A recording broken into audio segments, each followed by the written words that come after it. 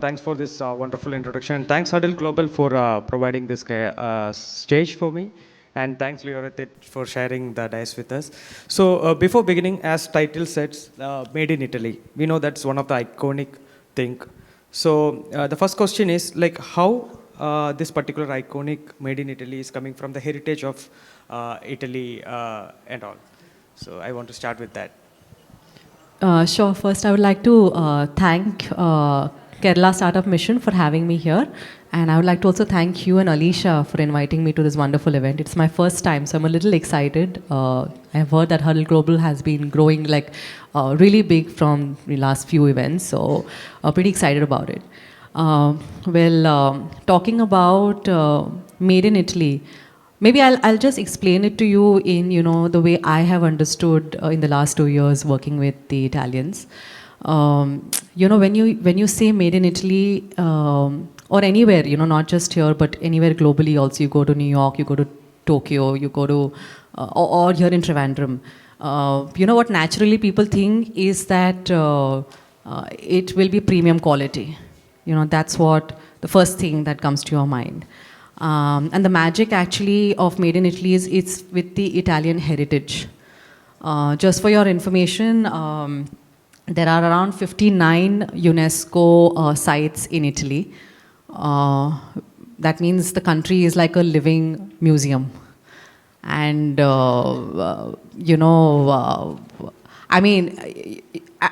people usually think that it's all about fashion, it's all about, artistics and stuff like that. But they've been doing the same in manufacturing sector as well.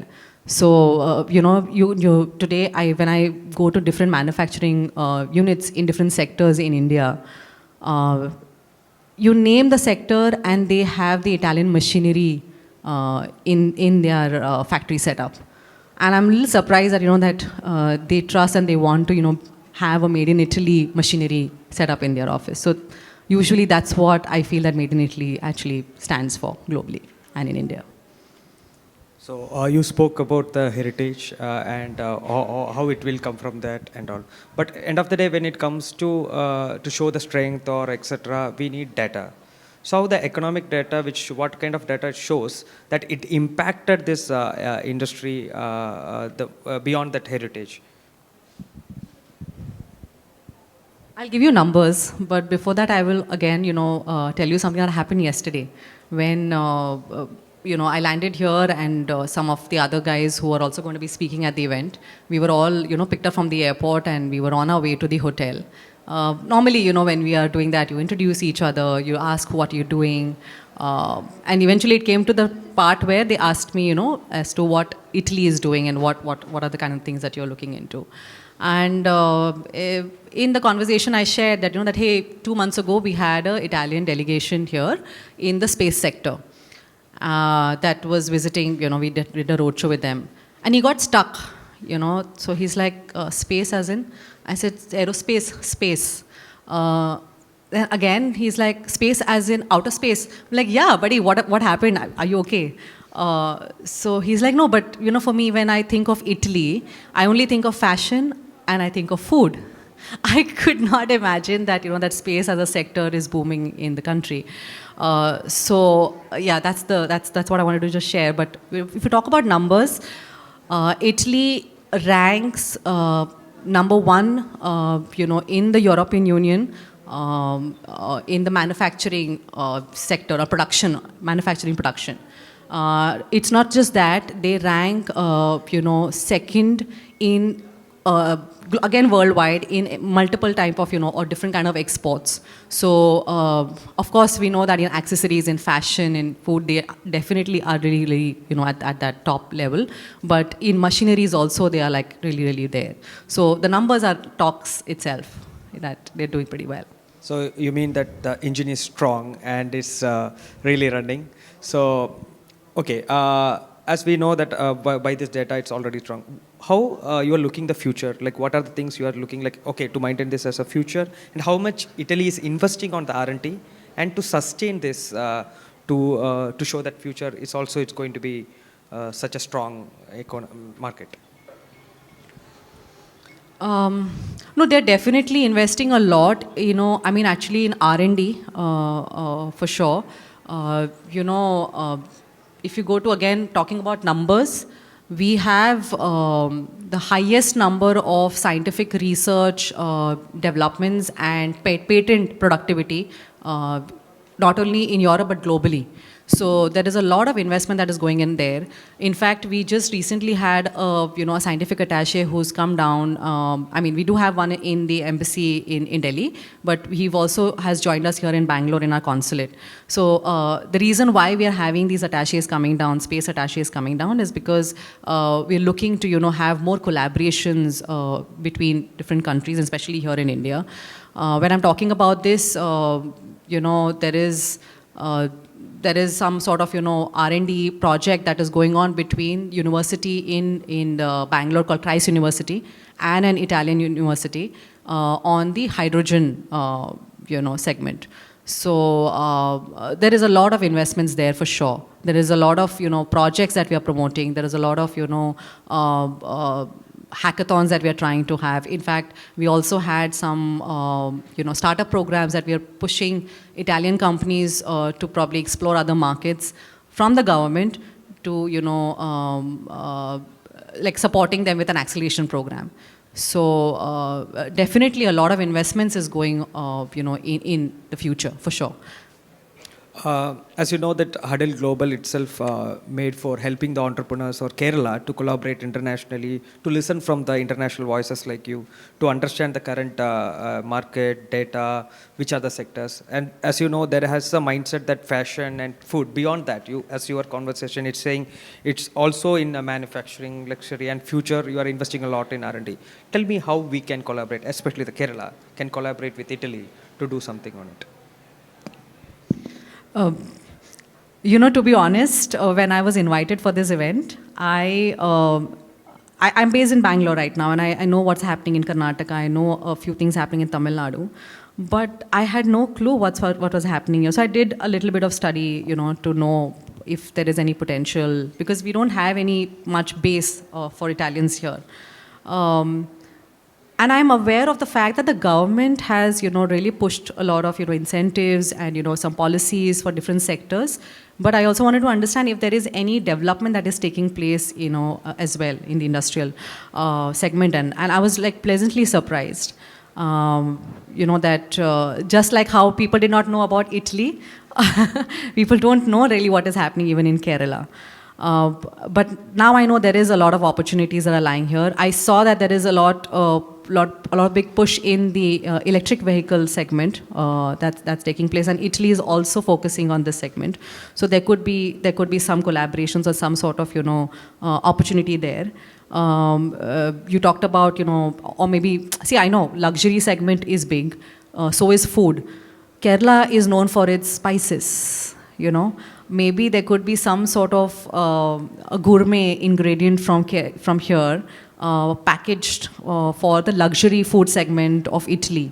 That could be explored. And I'm telling you, just in the food segment, if Italy and Kerala, come together, that could be something very, very interesting that I don't think anybody has explored.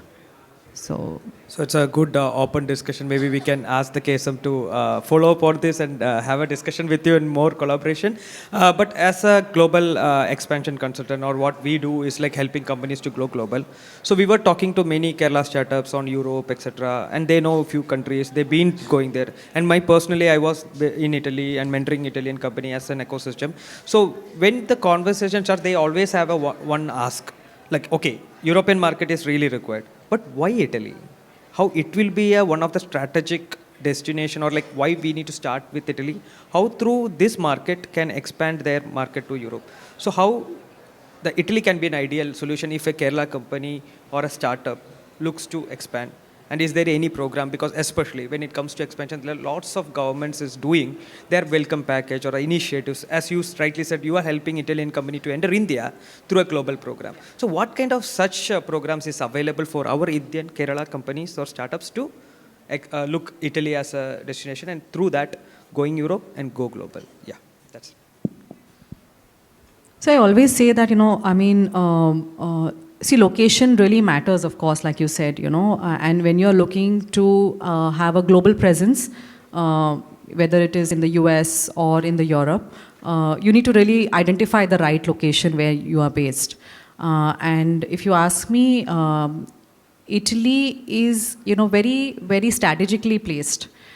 Firstly, it has it gives you access to not only the European market, but also to North African and the Middle Eastern market.